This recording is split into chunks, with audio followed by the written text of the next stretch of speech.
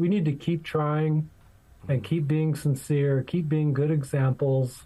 And, ultimately it's going to be God's timetable, whether, when we get delivered from the income tax. But all we can do is do our best, tell the truth. And anyway, that's what was going on with Bob Schultz and the We the People Foundation. He interspersed with these symposiums. One, as you say, happened in July of 1999. I think another one was in November of 1999. And there were 3 or 4 USA Today ads. Bob, as he always did, he said, well, what do we do next? We have our July symposium and the government doesn't show up, even though they're invited. And we have our November symposium and the government's invited. We're literally right across the street. They can just walk across the street and have a talk with us. No government shows up. And believe me, Bob had invited them officially. So at one point, he's like, well, what else do we do? And so the idea came up that we create full-page, like centerfold ads in the USA Today. And again, for those people who were born, after 2000 or in the late 90s, a lot of us had to rely on newspapers for our news. And so, and the USA Today was delivered to millions of hotel rooms. That was the way that they would, filter their controlled news to millions of people traveling.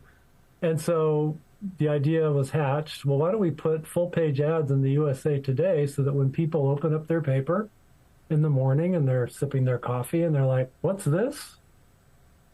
The income tax is a scam? Where else would they ever hear that or see that in 1999 and 2000?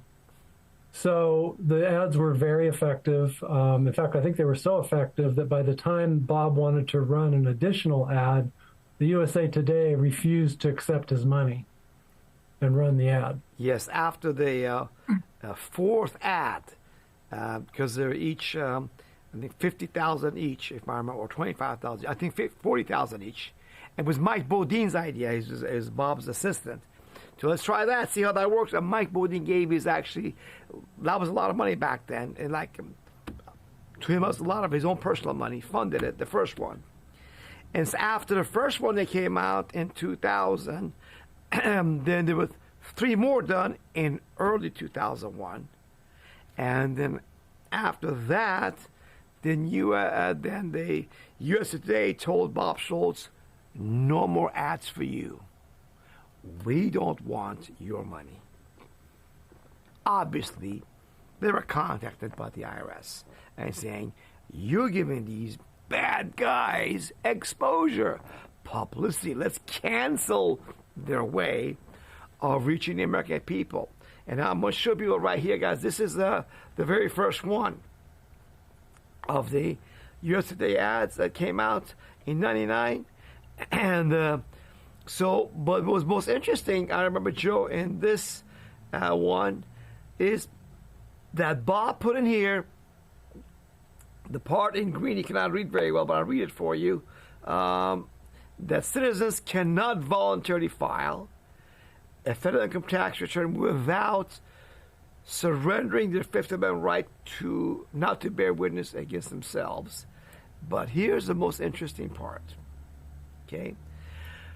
On June 2nd, the White House reneged on their promises it made during the April 13 meeting.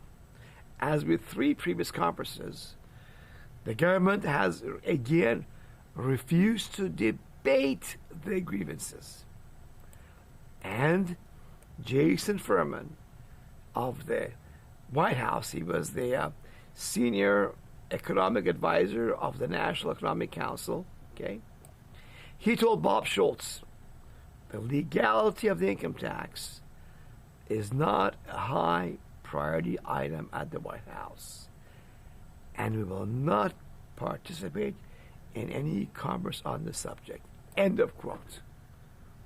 So I saw that in the ads. I thought, whoa, they're open about it.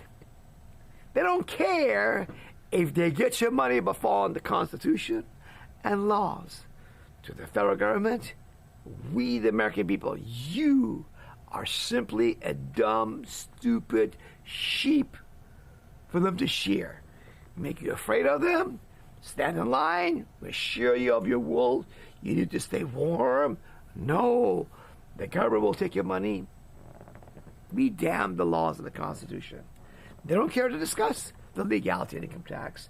And obviously, this mafia does not want to participate in any conference on the subject.